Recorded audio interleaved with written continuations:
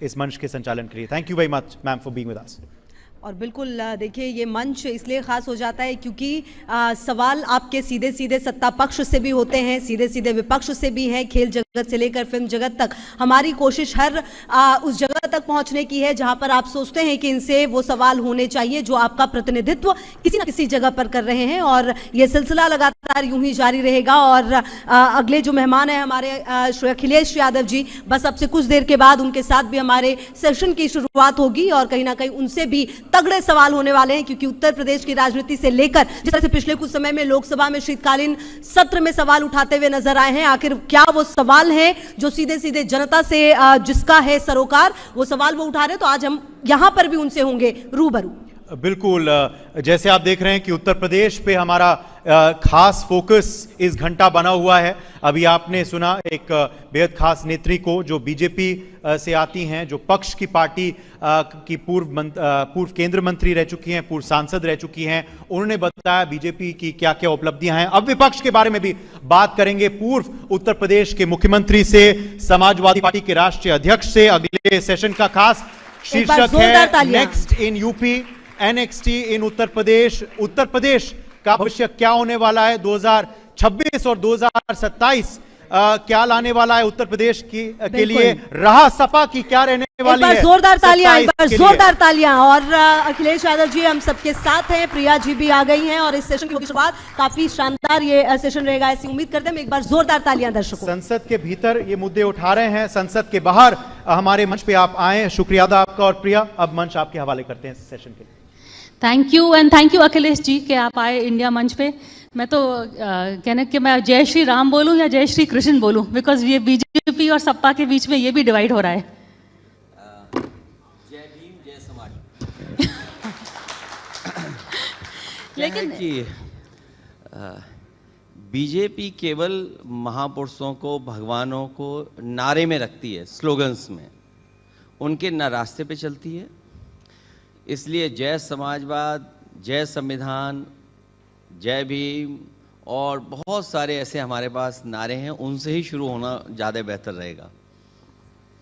लेकिन लोग घर घर खेलते हैं, आप लोग मंदिर मंदिर खेल रहे हैं। वो अपना अयोध्या में बना रहे हैं, आप अपना सफाई में बना रहे हैं, इटावा में। हालांकि बहुत सारे लोगों ने अलग अलग तरीके से बात को कहा है। सच्चाई में मंदिर तो हमारी यूनिवर्सिटी, कॉलेजेस, स्कूल्स होने चाहिए। और वो जो मंदिर बनाए जा रहे हैं उन पे हम लोग ना जाएं तो ही अच्छा है, क्योंकि भगवान सबके हैं, कोई किसी पे कोई चीज़ थोप नहीं सकता है और कोई थोप नहीं सकता। कई बार कुछ लोग थोपना चाहते हैं चीज़ों को कि यही रास्ता अपनाइए, यही हमारा वो है। तो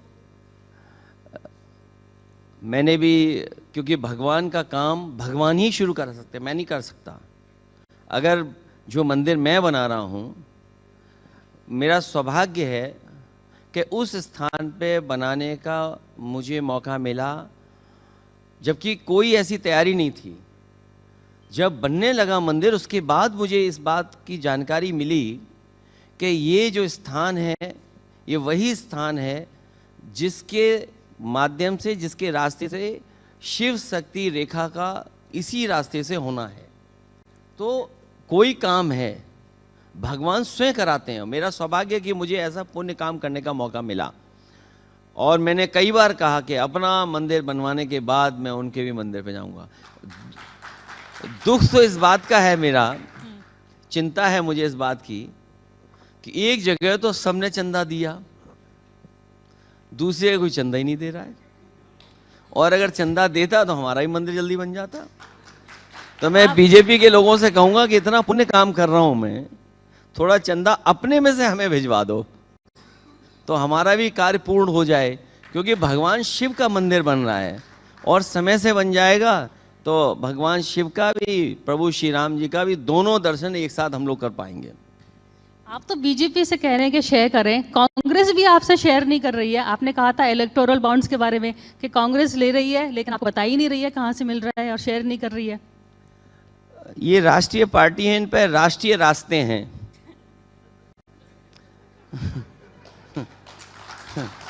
इनके पास राष्ट्रीय रास्ते हैं कि इनके पास सब संपर्क है, और वो संपर्क दिल्ली में जब रहेंगे हम लोग तो वो भी ढूंढ लेंगे हम लोग।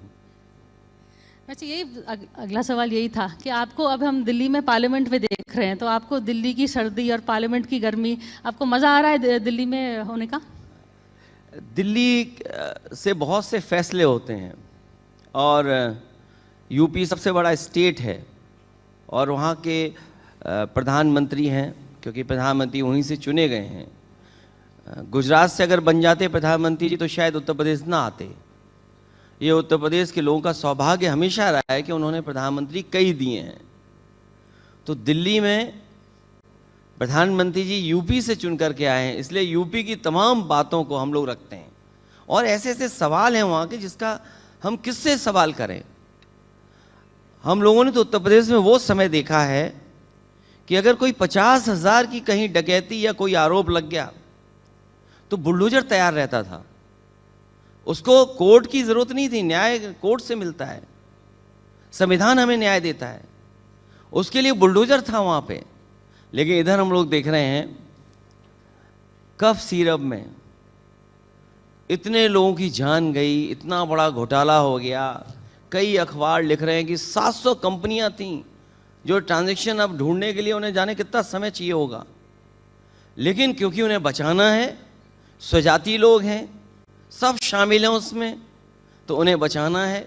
और दुर्भाग्य तो इस बात का है कि भारत का इंटरव्यू जो चैनल हैं, जो एजेंडा चलाते हैं चैनल, वो जाकर के इंटरव्यू ले रहे हैं। एजेंडा शब्द ही निगेटिव हो गया। कभी एजेंडा नाम तो नहीं रखा आपने? हाँ, वो कोई और मंच था जिसमें आप गए थे। मैं अभी गया था एजेंडा एक कार्यक्रम में। पूरा देश जानता है वो किसका एजेंडा चलाते हैं। सोचिए, एजेंडा शब्द ही निगेटिव हो गया। चैनल जा रहे इंटरव्यू लेने। कभी गलती हम लोगों से भी हो सकती है, कोई गलती। कल को अखबार टीवी वाले हमसे भी सवाल पूछेंगे, और कई ऐसे मौके आए जहां पर हमें जवाब देना पड़ा, लेकिन कोई सवाल नहीं कर सकता प्रेस का। और सुनने में यहां तक आया है कि वैल्यूएशन करने कोई गया तो वैल्यूएशन करने वाले ही भाग गए, कि अगर कोई आरोप लगा है कि ये कोठी इतने करोड़ की बनी है तो वैल्यूएशन करने वाले भाग रहे हैं वहां। सोचिए आप, ये लॉ एंड ऑर्डर है, ये डर है, ये दहशत है, ये यूपी है। और हमारे मुख्यमंत्री तो और आगे चले गए। उन्हें इलेक्शन कमीशन की खबर मिल गई अंदर से, और खबर ये मिली कि 4 करोड़ वोट भारतीय जनता पार्टी के कट गए हैं। सोचिए, एसआईआर करते करते दूसरों के वोट कटवा रहे थे। ये एसआईआर से दूसरों के वोट कटवा रहे थे इलेक्शन कमीशन से मिलकर के। इधर हमारे मुख्यमंत्री जी कह रहे हैं कि हमारे ही वोट कट गए 4 करोड़। और अगर 4 करोड़ वोट कट गए हैं तो हमने गणित बनाया कि 403 विधानसभाएं हैं, उनको भाग दे दें, अगर हम डिवाइड कर दें तो 84,000 वोट हर विधानसभा में कम बीजेपी का हो गया। अब बताओ बीजेपी कैसे जीतेगी? ये जो वोट कटे हैं, ये कोई अंदरूनी बीजेपी में नहीं काटा काटी हो गई दिल्ली वालों और लखनऊ वालों के बीच में? नहीं, बीजेपी, सच्चाई तो ये है कि जो दूसरों के लिए गड्ढा खोदते हैं, कभी कभी अपने आप खुद गिर जाते हैं गड्ढे में। ये दूसरों के लिए गड्ढा खोद रहे थे, इस बार बीजेपी खुद गिर गई उसमें।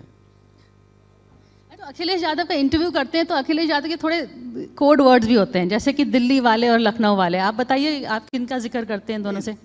दिल्ली में प्रधानमंत्री होते हैं, लखनऊ में मुख्यमंत्री होते हैं, इसमें क्या डिकोड करना है?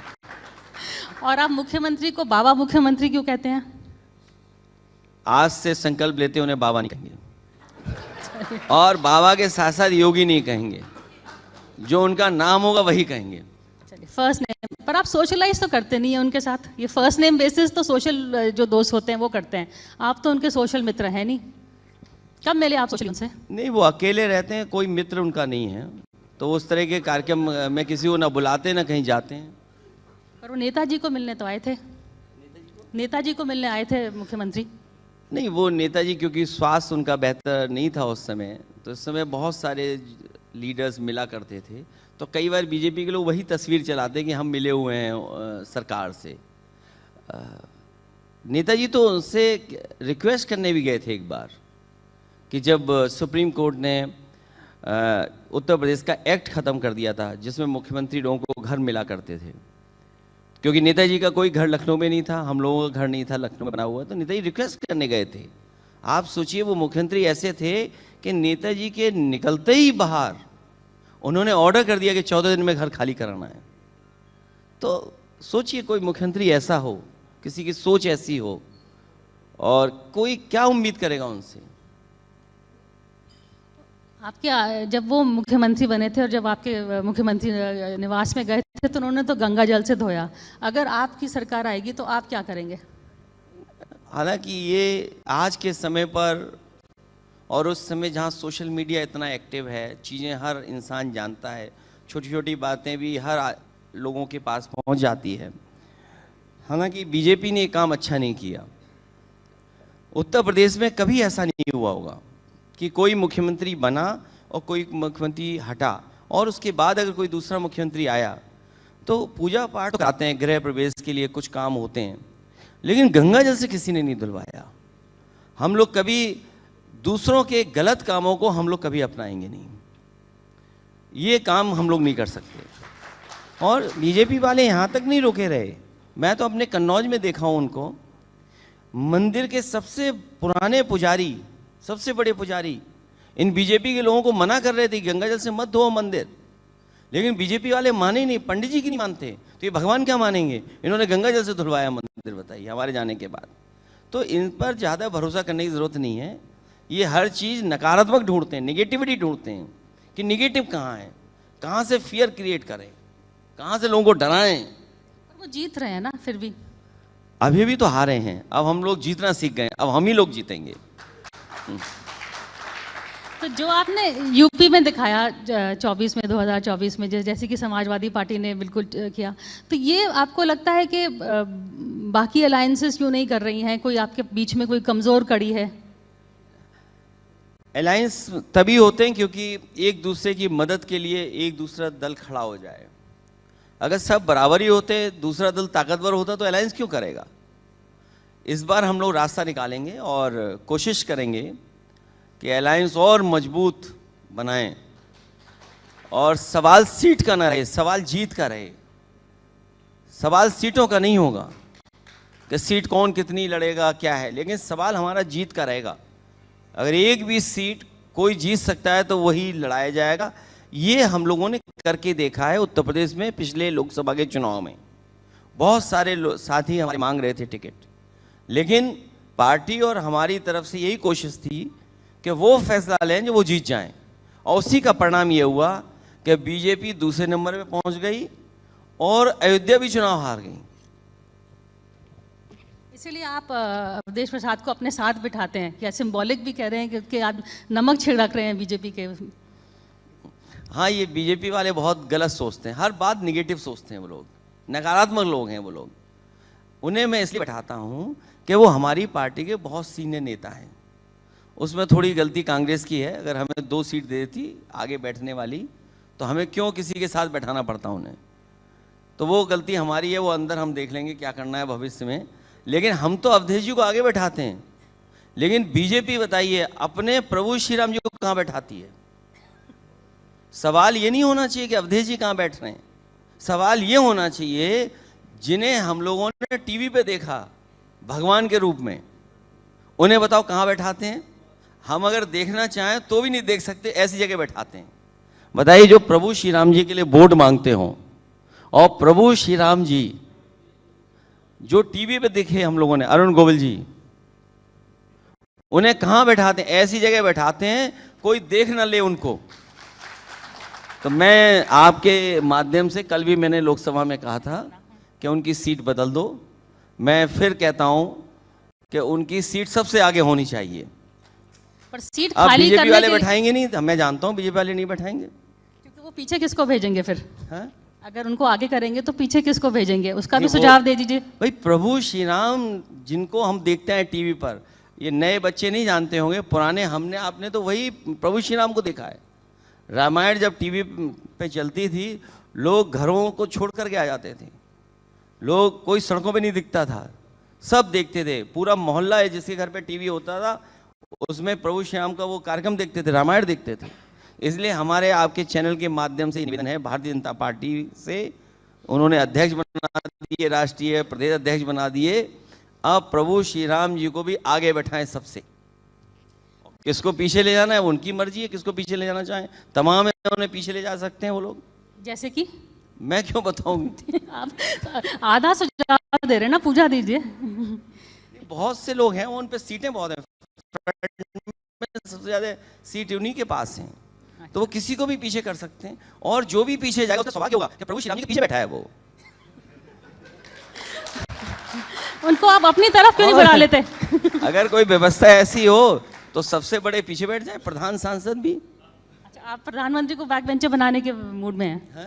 आप उनको नहीं, वो सीट तो नहीं बदल सकता कोई, वो सीट तो लोग डेमोक्रेसी में नहीं बदल सकती, वो सीट तो उनकी रहेगी। लेकिन बहुत सारे ऐसे लोग हैं जो पीछे जा सकते हैं, उनकी जरूरत क्या है आगे। अच्छा, आपका गणित कैसा है? How are you in maths? आपका गणित कैसा है? सॉरी, आपका मैथमेटिक्स में कैसा है? स्ट्रांग है, वीक है? मेरा मैथमेटिक्स ठीक है। ठीक है। अच्छा, मैं एक सवाल करूंगी, 2+2 आप बताना 4 बनता है या 8। एक पॉइंट कि प्रियंका गांधी अभी हाल में प्रशांत किशोर से मिली और उनके पास जनरल सेक्रेटरी है, उनके पास कोई चार्ज नहीं है। सुनने में आया कि शायद वो यूपी में फिर इंटरेस्ट दिखाएं। दूसरी बात, अभी कांग्रेस की हाल में यूपी वालों की मीटिंग हुई थी, वहाँ पे शायद किसी ने सजेस्ट भी किया था कि हम ओवैसी के क्यों नहीं बातचीत करते हैं। तो ये सब क्या हो रहा है? ये 2+2 बन के कितना नंबर आता है आपके पास? देखिए, हालांकि वो बहुत बड़ा विषय इसलिए नहीं है, वो भी चिंतन करेंगे कि बिहार में क्या हुआ है उनके दल का, और अगर वो रणनीति बना रहे होंगे कांग्रेस के साथ तो उन्हीं की कंपनी कई टुकड़े हो गए हैं उसके, उन्हें हम ले लेंगे किसी को। ये प्रशांत किशोर की बात हो रही है? हाँ, तो अगर कोई ऐसा उन पर रणनीति अंदर होगी, क्योंकि कंपनी के कई टुकड़े हो गए मुझे जो जानकारी मिली है, तो अगर कोई ऐसी कंपनी होगी जो उनके साथ ही काम करती होगी तो हम भी उनको ले लेंगे। लेकिन आपका क्या कांग्रेस के साथ गठबंधन रहेगा? क्योंकि पंचायत चुनाव में तो अभी अलग अलग रास्ते जा रहे हैं। नहीं, चुनाव पंचायत का तो कोई पॉलिटिकल पार्टी लड़ती नहीं, हम लोग भी सिंबल से नहीं लड़ते हैं, ना सिंबल से लड़ा जाता है। जो आगे वाला चुनाव आने जा रहा है उसमें हम लोग गठबंधन रखेंगे और कोशिश होगी गठबंधन बहुत मजबूत बन करके आए। बट मजबूत मीन्स के अखिलेश के साथ गठबंधन करना, आपका रेपुटेशन है कि आप बड़े दिल की दोस्ती करते हैं, आप सीट्स भी ज़्यादा देते हैं जो शायद वो डिलीवर ना कर पाए। पर अब now it is time to be realistic, तो आप किस आधार पे सीट्स देंगे? कोई आपने कुछ तरह का फॉर्मूला बनाया है? हालांकि जो डेमोक्रेसी में फार्मूला तो ये होता है कि जिसको ज़्यादा वोट मिला हो, लेकिन क्योंकि विधानसभा का समीकरण देखना पड़ता है, कई बार बीजेपी के लोग इतनी चिंता कर रहे थे कि किस जाति का अध्यक्ष बनाएं। यूपी में पहले निषाद समाज के नाम चलाया उन्होंने, फिर लोधी समाज का चलाया, फिर ब्राह्मण समाज का भी चलाया। उन्होंने कहा क्षत्रिय, क्योंकि मुख्यमंत्री क्षत्रिय बन नहीं सकता है। तो ये कैलकुलेशन करते रहे बीजेपी के लोग। तो कई बार गठबंधन में और विधानसभा जीतने में जो हमारी सामाजिक परिस्थितियां हैं और जो राजनीतिक परिस्थितियां हैं, पहले कैसा परिणाम रहा है, उन तमाम चीज़ों को विचार करके ही फैसला लिया जाता है। लेकिन जैसा मैंने पहले कहा कि सवाल सीट का नहीं है, सवाल जीत का है। जो जीतेगा वो सीट वही लड़ेगा। ये कह रहे हैं कि कांग्रेस का एक फॉर्मूला होता है, जैसे कि उन्होंने बिहार में किया, शुरू में बड़ी रैली करी उसको लेके जो शो कि तेजस्वी यादव से भी के बार्गेनिंग पॉइंट की तरफ से वो बड़ा शो ऑफ स्ट्रेंथ करते हैं, फिर गायब हो जाते हैं। तो आपको लगता है कि आपके साथ भी कुछ ऐसा ही कर रहे हैं? हम लोग अपनी ज़मीन तैयार कर रहे हैं, किसको क्या करना है करता रहे, हमारा गठबंधन रहेगा। तो इंडिया अलायंस के अगर मैं कहूँ कि 3 सबसे मजबूत पार्टिसिपेंट्स हैं, तो वो कौन आप गिनेंगे? सॉरी, मैं इंडिया अलायंस में सबसे 3 स्ट्रॉन्गेस्ट कौन है? सबसे स्ट्रॉन्गेस्ट इंडिया अलायंस को जो सबसे मजबूत बनाते हैं। जो इंडिया गठबंधन बना था, जब नीतीश कुमार जी और हम सब लोग बैठक किए थे, तो उस समय यही तय हुआ था कि जो रीजनल पार्टी जहां पर मजबूत है उसी के नेतृत्व में चुनाव लड़ा जाएगा। इसीलिए तेजस्वी जी के नेतृत्व में बिहार चुनाव लड़ा गया, और नीतीश जी क्योंकि दूसरे दल में थे, दूसरे लाइन में चले गए, उन्हीं के नेतृत्व में चुनाव लड़ा गया। तो ये इंडिया गठबंधन जब बना था तो यही फैसला लिया गया था सभी दलों ने मिलकर के कि जो रीजनल पार्टी जिस प्रदेश में सबसे स्ट्रांग है उसी के नेतृत्व में चुनाव लड़ा जाएगा, और वही आधार हमारे इंडिया गठबंधन का था। हमें उम्मीद है कि बीजेपी को हराने के लिए, क्योंकि बीजेपी ने सब बर्बाद कर दिया, अब आप देखिए रुपया कहाँ पहुँच गया है।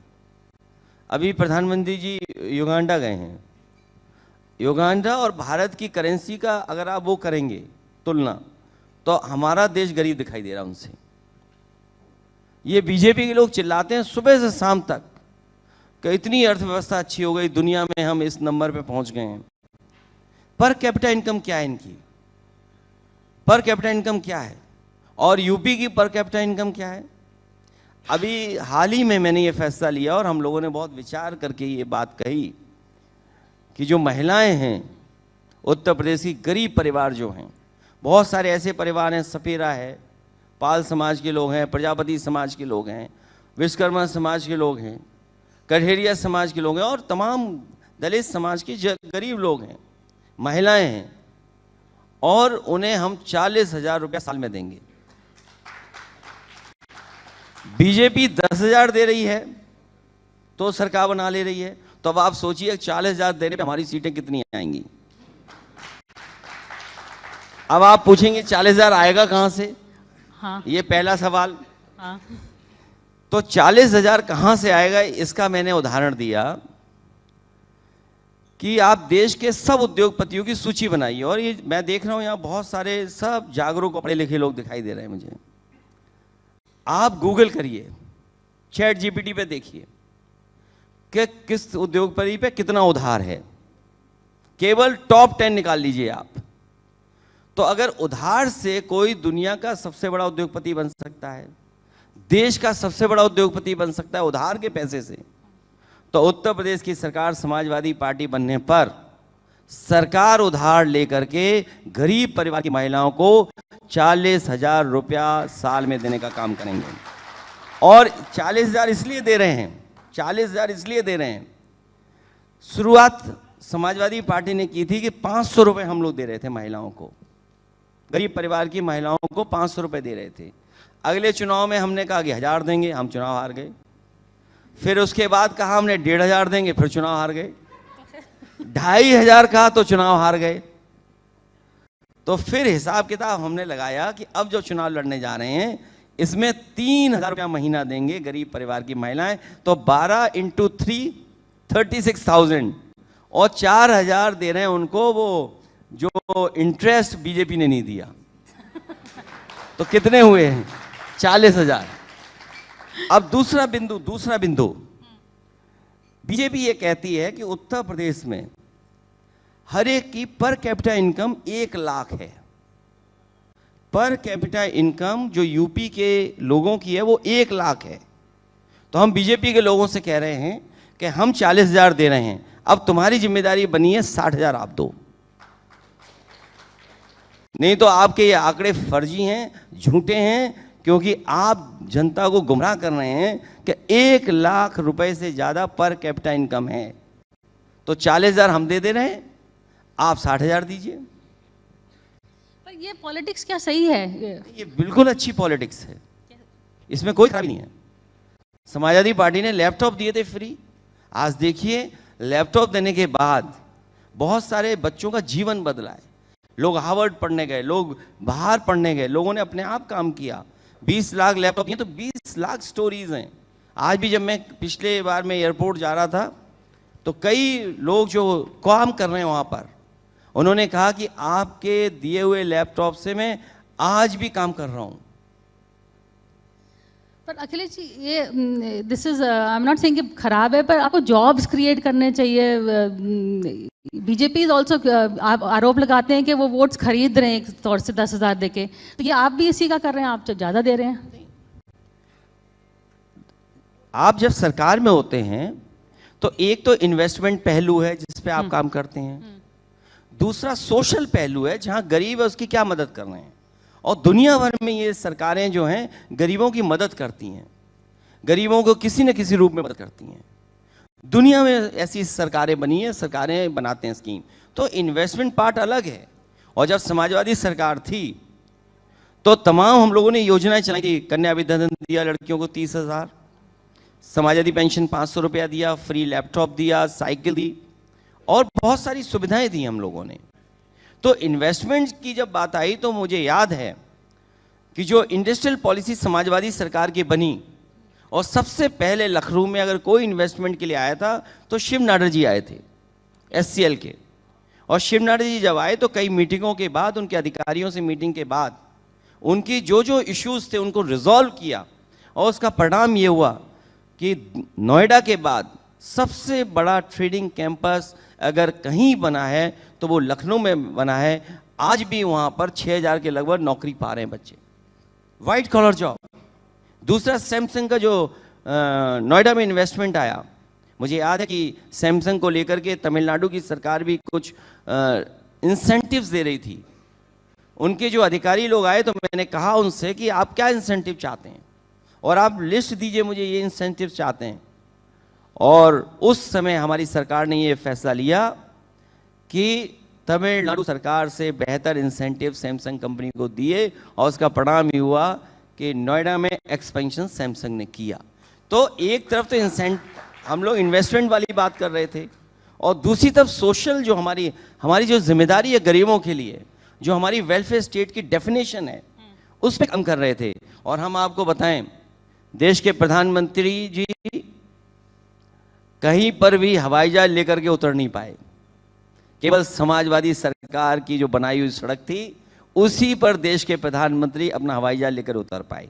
और अगर ऐसी सड़क बीजेपी के लोगों ने बनाई होती तो प्रधानमंत्री वहां उतरे होते। अगर कहीं देश में बनी हो तो बताइए। तो ये इंफ्रास्ट्रक्चर में क्या काम करना है, आज भी देश का सबसे अच्छा एक्सप्रेसवे अगर किसी ने बनाया तो समाजवादी सरकार में उत्तर प्रदेश में आगरा लखनऊ बनाया, और जिसका एक्सटेंशन हम लोग लेकर के गए बलिया तक। और मुझे याद है गाजीपुर बलिया तक वो बनना था। आज भी जहां मैं छोड़ के आया था पखनपुरा, उस गांव से आगे सड़क नहीं गई। अगर 30-40 किलोमीटर बन गई तो ये सड़क, तो यूपी से आपका बिहार जुड़ जाता, बक्सर जुड़ जाता। आज तक नहीं बनाई बीजेपी के लोगों ने। और इसी एक्सप्रेसवे से कनेक्ट होना था आपका वाराणसी। देश के प्रधानमंत्री जी, मुख्यमंत्री जी हमारे कमाल के हैं, उन्होंने गोरखपुर तो कनेक्ट कर लिया, बनारस कनेक्ट नहीं किया उससे। तो ये डबल इंजन चल नहीं रहे, साथ साथ एक दूसरे टकरा रहे हैं, एक दूसरे के टक्कर मार रहे हैं। अगर ये बात गलत हो तो आप बताइए। और फिर जो एक्सप्रेसवे इन्होंने बनाया, अगर किसी के पेट दर्द ना होता हो, कमर दर्द ना होता हो, तो बुंदेलखंड एक्सप्रेसवे चला जाए, अपने आपको दिल्ली में, लखनऊ में इलाज कराना पड़ेगा। इतना खराब बनाया इन्होंने, सोचिए आप। तो एक्सप्रेसवे जो बनाया समाजवादियों ने, और जो डिज़ाइन समाजवादियों की थी, वही NHAI आज अपना रहा है। हमारे पहले एक्सप्रेसवे में देश के में कहीं भी टोल ऊपर नहीं था, एग्जिट पे था सब। और वे साइड एमिनिटीज़ ऐसी बनाई जो वर्ल्ड क्लास हैं, ट्रक वाले रुक सकें, आम लोग रुक सकें, फैमिली के साथ जो चल रहे हैं उनको एक सुविधा मिले। तो उस तरह का एक डिज़ाइन किया था। केवल हाईवे डिज़ाइन नहीं किया था, उसके बगल में मंडियाँ बनाई थी। मंडियों से कम किसान को लाभ पहुँचे। तो शहरों को जोड़ना, गाँवों को जोड़ना, और हमारा रूरल इंफ्रास्ट्रक्चर कैसे बेहतर हो, उस एक्सप्रेसवे से हमारे किसानों को कैसे लाभ पहुँचे, उसके लिए 100 एकड़ की मंडी बनाई जा रही थी। कन्नौज में मंडी बनाई आलू की, इन्होंने काम बंद कर दिया उस पर। कन्नौज में परफ्यूमरी पार्क बनाया। दुनिया में आज परफ्यूम का बिजनेस जाने कहाँ है। हर इंसान, हर लोग पसंद करते हैं खुशबू। और भारत की, हिंदुस्तान की अगर कोई राजधानी हो सकता है परफ्यूम की, तो वो कन्नौज हो सकती है। वहाँ पर हम लोग फ्रांस से वहाँ का देख करके, समझ करके, और बड़ी बड़ी कंपनियों से टाइप करके हम लोग परफ्यूमरी पार्क बना रहे थे कन्नौज में। लेकिन भारतीय जनता पार्टी को गोबर पसंद है, उन्हें परफ्यूम पसंद नहीं है, इसलिए उन्होंने हमारे कन्नौज का परफ्यूम पार्क भी बंद कर दिया। उनसे पूछिए कि आगरा परफ्यूम पार्क क्यों बंद किया। और एक काऊ मिल्क प्लांट बनाया था हम लोगों ने कन्नौज में, काऊ मिल्क प्लांट, उसका उद्घाटन प्रधानमंत्री जी ने और बड़े बड़े लोगों ने किया था। उद्घाटन करने के बाद बंद हो गया। बताइए ये कैसे लोग हैं बीजेपी के लोग। यूपी का पहला काऊ मिल्क प्लांट, इन्हें गाय से प्रेम है और काऊ मिल्क प्लांट बंद कर दिया इन्होंने। अच्छा, ये तो बताइए कि उनको तो गोबर पसंद है, आपको कौन सी परफ्यूम पसंद है? आजकल मैं खस की यूज कर रहा हूँ, वर्टिवेयर। अच्छा, एक थोड़ा सा आप का इंजीनियरिंग का बैकग्राउंड है, सो आपको पता था कि आप पॉलिटिक्स में आएंगे या आपको अचानक एक फ़ोन कॉल मिला? शायद आप दिल्ली में ही थे जब आपको फ़ोन कॉल आया। वो परिस्थितियों से मैं आ गया, नेताजी ने कहा चुनाव लड़िए, आदरणीय जनेश्वर मिश्र जी ने कहा चुनाव लड़िए, तो मैं चुनाव लड़ गया। और उसके बाद अब ऐसा हो गया हूँ कि अब कुछ इंजीनियरिंग के लायक ही नहीं बचा हूँ मैं। तो अब राजनीति तो नहीं मैं छोड़ सकता हूँ, जो इंजीनियरिंग की थी वो भी सब भूल गए। पर आपने एक्सप्रेसवे में तो इंजीनियरिंग का थोड़ा सा इनपुट दिया था। जब एक्सप्रेसवे बना था तो उसमें थोड़ा सा आपका इंजीनियरिंग का इनपुट आया था। नहीं, बिल्कुल, क्योंकि उसका लाभ इसलिए मिला कि जब डिज़ाइन हम लोग एक्सप्रेसवे कर रहे थे, अलाइनमेंट कैसे होना है, क्या हम यूज़ करें टेक्निकली, या दुनिया में कैसे एक्सप्रेसवेज बने हैं, हाईवेज़ में नई चीज़ें क्या आई हैं या मानक क्या हैं, तो उन चीज़ों को हम लोगों ने जाना, समझा और एक्सपर्ट के साथ शेयर किया। और उसका परिणाम ये हुआ कि 21 महीने में पूरे देश में आज भी किसी ने एक्सप्रेसवे नहीं बनाया होगा। 6 lane expressway expandable to 8 lane, access control, और जिसमें समय समय पर इमरजेंसी लैंडिंग टेक ऑफ की जगह हो, वो 21 महीने में बना दिया हो। तो नेताजी ने ही शिलान्यास किया और नेताजी ने ही उद्घाटन किया। देश में 23 महीने में अगर किसी ने एक्सप्रेसवे बना करके तैयार किया तो समाजवादी सरकार ने उत्तर प्रदेश में 323 किलोमीटर का 6 लेन एक्सपेंडेबल टू 8 लेन एक्सप्रेसवे तैयार किया। लैंडिंग तो प्राइम मिनिस्टर ने करी। सरकार हमारी होती और हवाई जहाज हमारे पास होता तो सबसे पहले हम ही उतर जाते उस पर। हालांकि फिक्स्ड विंग की लैंडिंग उन्होंने की, लेकिन हेलीकॉप्टर की लैंडिंग एक्सप्रेसवे सबसे पहले समाजवादियों ने की। और उससे भी पहले एयरफोर्स के हमारे वो उस समय के बेहतरीन अधिकारी, मैं उनको धन्यवाद देता हूँ, उन पायलट्स को धन्यवाद देता हूँ जिनके प्रयासों की वजह से एक्सप्रेसवे पर ये संभव हो सका कि आपका मिराज, सुकोई और हरकुलस ने वहाँ पे टच डाउन कर करके चले गए। अच्छा, तो to back to your engineering, तो डिम्पल ने तो फिर शादी करी थी इंजीनियर से और उनको मिल गए मुख्यमंत्री। Did she feel cheated? नहीं, वो तो क्योंकि अब ये क्या कहें कि ये क्या होता है, ये मानिए तो अच्छी बात हुई ना, इंजीनियर से प्रमोशन ही है। आप उनसे पूछा उनको प्रमोशन लगा या उनको? अभी नहीं पूछा, मैं जरूर पूछूं। बट इसी पॉलिटिक्स में आने से आप आए, फिर डिम्पल भी आई, वॉशी उनको पता था कि ये नेचुरल होगा कि जब आप पॉलिटिक्स में आए, उनका आना कैसे हुआ? नहीं, वो भी परिस्थितियों की हुआ, और उनके साथ मतलब पहला चुनाव तो वो हार ही गई। वो एक साजिश और षड्यंत्र तो अलग तरह की पॉलिटिक्स थी, लेकिन उसके बाद क्योंकि हार गई थी इसलिए दोबारा जिताना मौका मिल गया तो जीती, बाद में फिर जीती, बीच में फिर बीजेपी वालों ने एक बार हरवा दिया बेईमानी करके, तो वो 2 बार हारी हैं। पर जीती भी तो हैं। जीती भी है 3 बार। और आपके बच्चों में से किसी का इंटरेस्ट है? आदित्य ने काफ़ी कैंपेन भी किया डिम्पल के लिए इस बारी, उनके साथ कुछ है, आपको लगता है उनमें से कोई आएंगे? आज के बच्चों की अपनी चॉइस है, हम कोई चीज़ फोर्स नहीं करते, क्योंकि फादर ने हम पे कोई चीज़ फोर्स नहीं की, तो हम वो बच्चों को फ्री रख रहे हैं कि जो उनकी इच्छा हो, जैसा पढ़ना चाहें, हम उनका सहयोग करते हैं, मदद करते हैं, रास्ता दिखाते हैं, लेकिन फोर्स उनको नहीं करते हैं। तो भविष्य में उनको क्या करना है वो तय करेंगे। तो मुलायम सिंह जी और अपने आप को, नेताजी को आप कंपेयर करिए, तो who is a better father? Of course Netaji. पर आपका जो इक्वेशन है, आजकल के थोड़ा न्यू एज पेरेंटिंग टिप्स भी दीजिए। आप बच्चों के साथ टाइम स्पेंड कर सकते हैं, बिकॉज आजकल के बच्चे तो सारा टाइम फ़ोन पे होते हैं, तो how do you get them कि फ़ोन से हट के आपसे बात करें? देखिए, आज के बच्चों को सिखाना नहीं, उनसे सीखना है। अच्छा, ये समय बदल गया है, आज के बच्चे सिखाते हैं अपने लोगों को, तो उनसे सीखना और उनसे टकराहट नहीं करनी, ये सबसे बड़ा लेसन है। अच्छा, टकराहट की बात आई तो आपके जो 2 एलाइज हुए हैं हाल में, तो उनमें से सबसे जिद्दी कौन है अगर मैं पूछूं, मायावती और प्रियंका गांधी के बीच में?